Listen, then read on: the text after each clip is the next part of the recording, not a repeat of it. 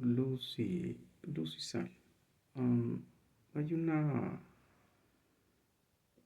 hay una parte que me quedó como floja. Yo dije, ¿por qué me tardé tan poco en las definiciones de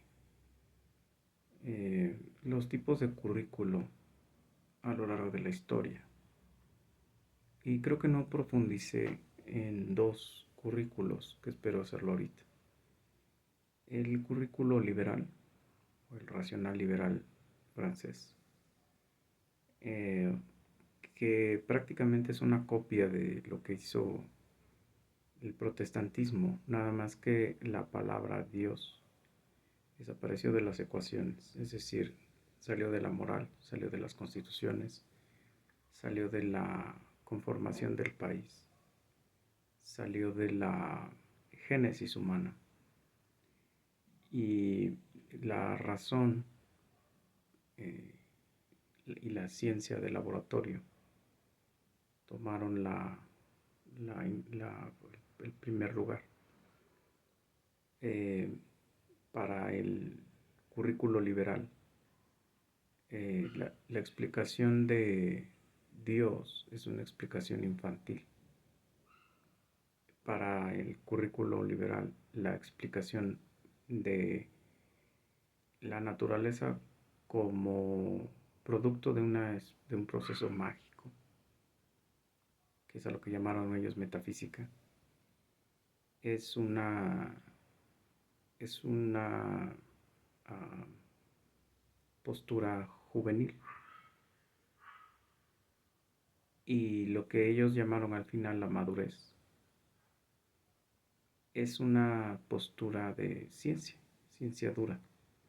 La racionalidad ya no era un proceso dimanado de las capacidades que Dios había dejado en los sujetos, de los talentos, sino era un proceso que el humano había logrado a través de, hasta antes de la evolución, bueno, de él mismo, pero que olvidó y que por lo tanto había que recuperar en el llamado renacimiento.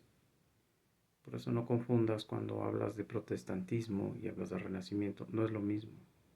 Igual que cuando hablas de oscurantismo y Vox Tenebrax Lux, no es lo mismo. El oscurantismo es la época en la que el medievo, a raíz de el imperio romano como imperio católico cristiano, es que toma fuerza y se vuelve de ser una posición rechazada a ser una posición legítima y que se requería para ser legitimado, ¿no? Pero que desgraciadamente, como fue legitimado por un rey que no fue cristiano, eso queda claro, Constantino, un emperador, él impuso el cristianismo y sus seguidores, la iglesia, decidieron que la iglesia era la que tenía que decir qué era Dios y quién no era Dios. Y ella tenía que decir quién podía hablar de Dios y quién no. Y no todos, ¿no?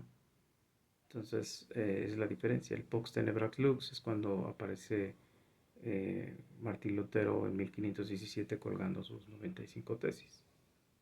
Crea el, crea el llamado movimiento protestante, que lo único que le estaba haciendo era quiero discutir con el papado, con los cardenales, con los obispos, esto, que creo que me parece que usted no está en conocimiento, que era las indulgencias, que era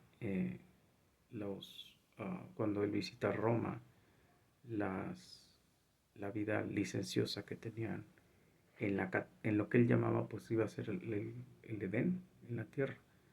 Y a él le tocan los Borgia, a él le tocan los Medici, entonces a él le toca todo lo sucio de la iglesia católica romana. Eh, Padres buscando niños para tener sexo, padres buscando prostitutas para tener sexo, cosas así. Entonces, a él le toca todo esto y él entonces cuestiona todo esto, ¿no? Él ni siquiera quería separarse de la iglesia ni nada de esto. Él lo único que le peleaba a Dios es que él no encontraba cómo ser perdonado. Perdón si se escuchan los animales. Aquí es pan de todo el día. Y desgraciadamente Dios no quiere quitarlos de las manos de esas depravadas. El, el, el protestantismo, eh, lo único que cuestionaba Lutero era que él no encontraba otra cosa más que un Dios castigador, ¿no?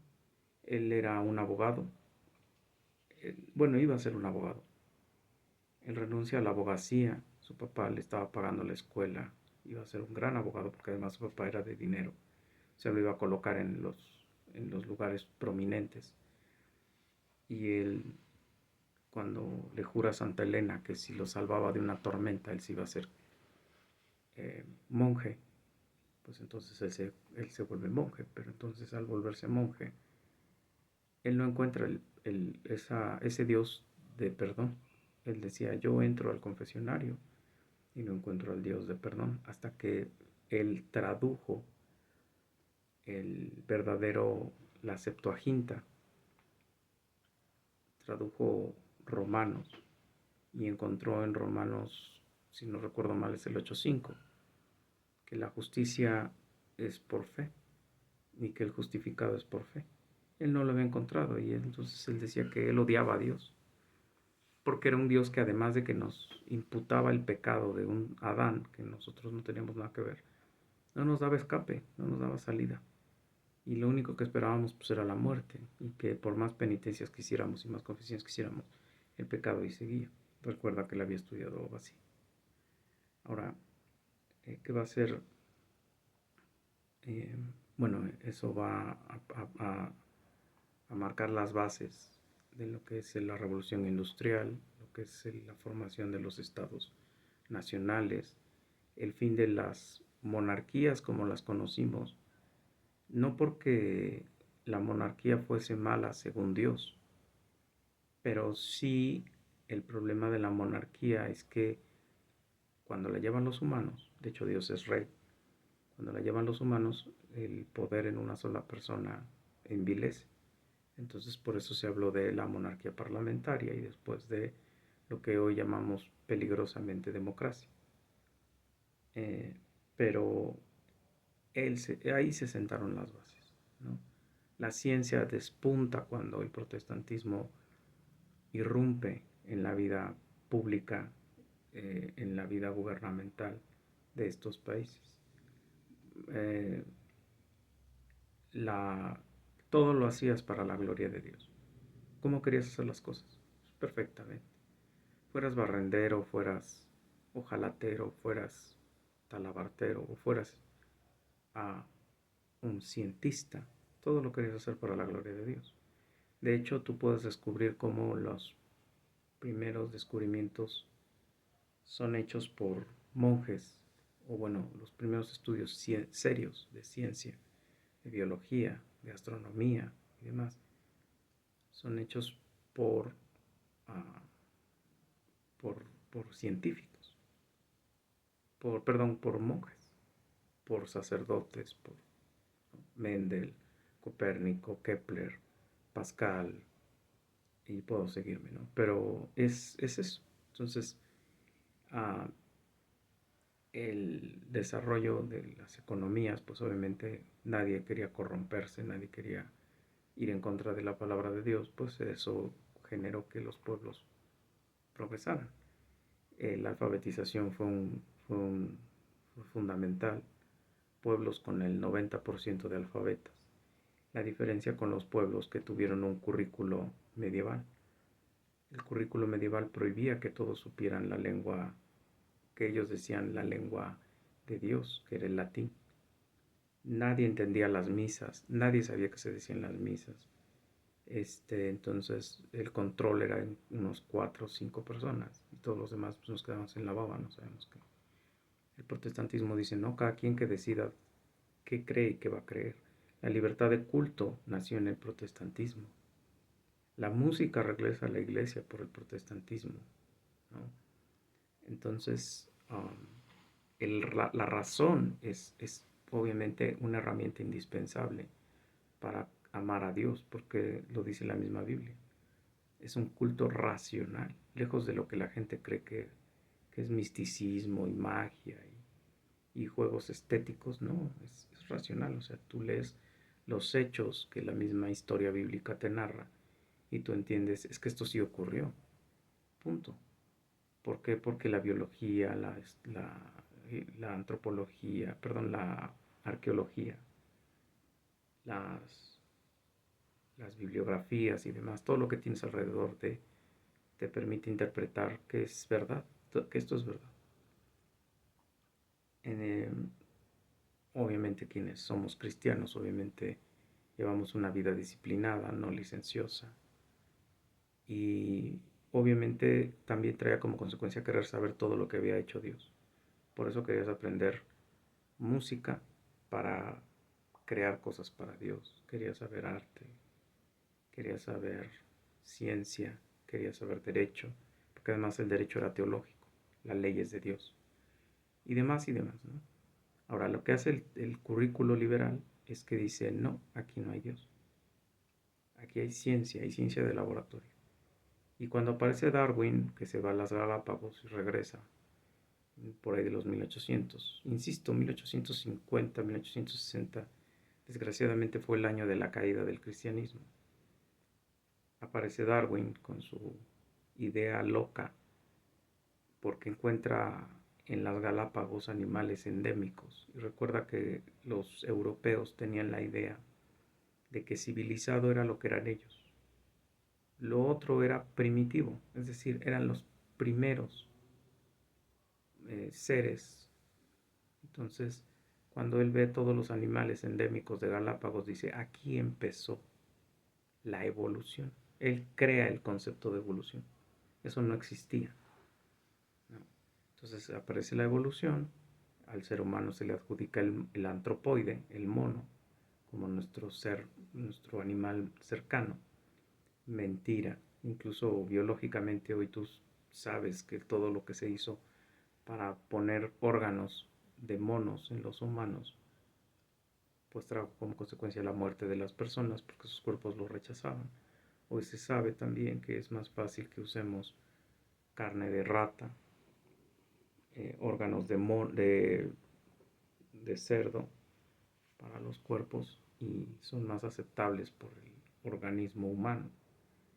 Um, pero se siguió creyendo y se sigue creyendo en el antropoide como el origen del hombre, aunque los mismos que han hecho los estudios saben que lo que se ha hecho es recortar caderas, recortar formas de monos para hacerlos pasar por humanos. Y se ha hecho creer que son los ancestros, ¿no? Entonces, todo eso es mentira.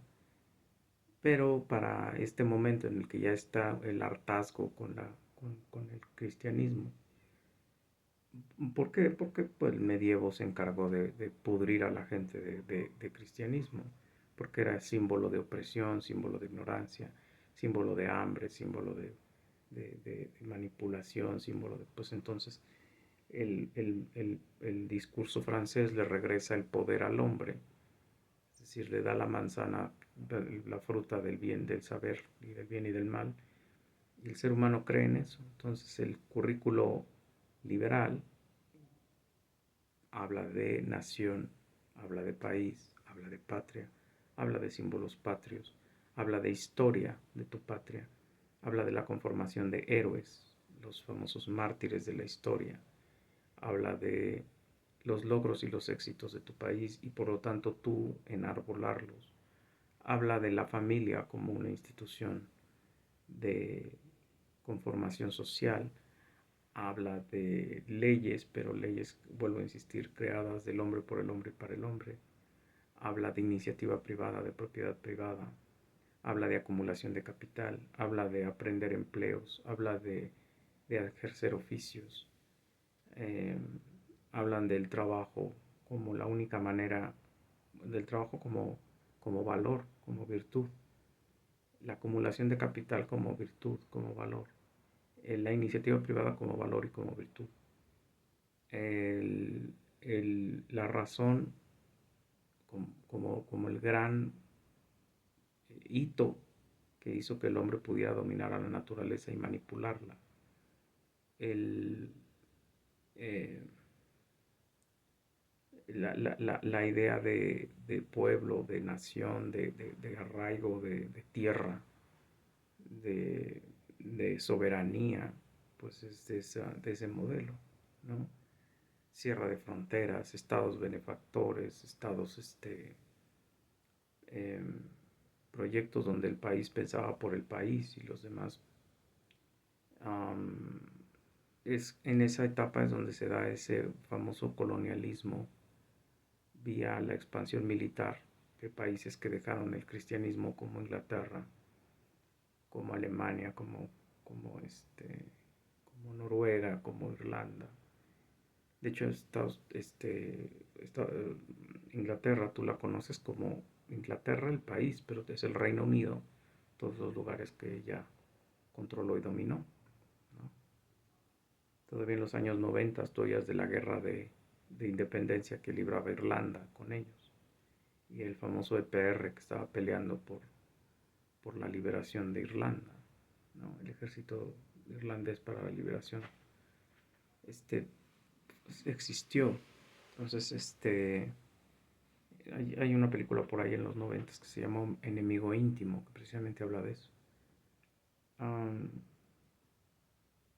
Se habla del voto, se habla de la democracia, se habla del presidencialismo, se habla de Estado, de instituciones del Estado, se habla de estructura, superestructura, infraestructura, se habla de clases sociales, se habla de orden, progreso, de cultura entendido como los tres conceptos que te he dado en otros videos. Bueno, te los voy a dar acá: el antropológico, el pragmático y y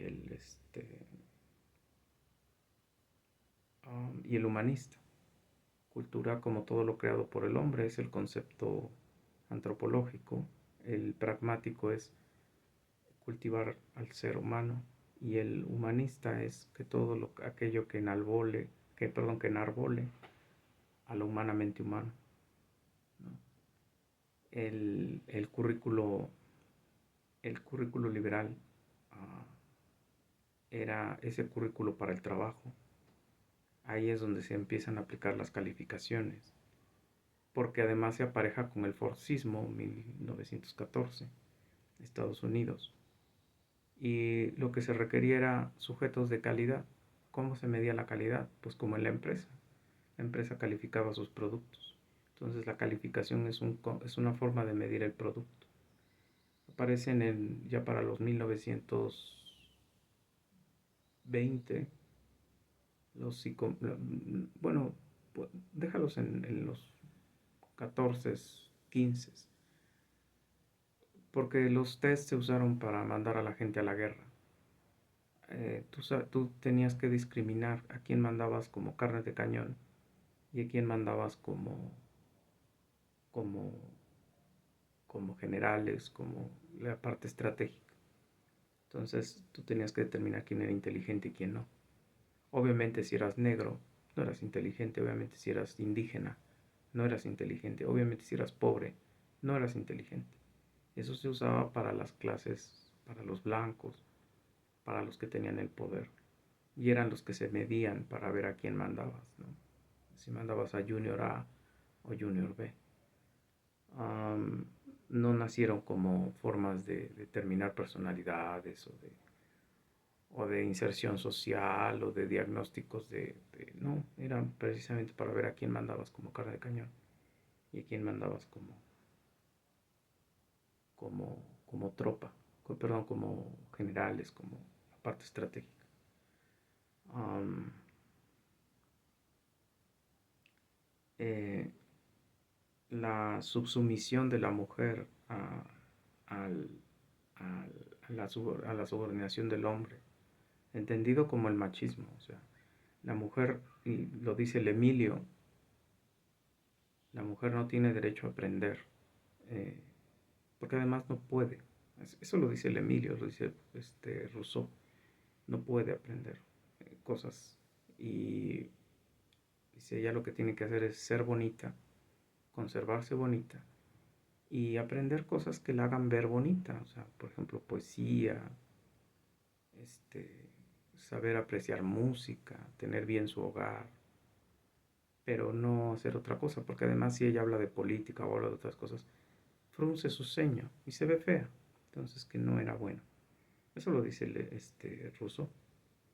Um, y bueno, serían esas como que las grandes características del currículum liberal, la gran diferencia con el currículum marxista, que creo que ese sí lo comenté en el otro video, es que el marxismo decía que todo eso, todo lo que estoy hablando ahorita, era parte de la esclavitud. Y había que desenajenar a los sujetos. La escuela era el espacio libertador de la enajenación. Y era la que tenía que enseñarle al hombre que no había países, que había humanidad, que no había iniciativa privada, ni propiedad privada, que todo era de todos, que no habían clases sociales, que no había instituciones sociales, que no tenías por qué vivir en familia, eh, y que no tenías por qué vivir bajo la subordinación del patrimonio cristiano. Dios era un estorbo y era una manipulación más y una opresión más. Eh, el ser humano tenía que entender que la clase obrera era una clase noble y era la clase que era oprimida, esclavizada, y que la clase eh, que la oprimía era el,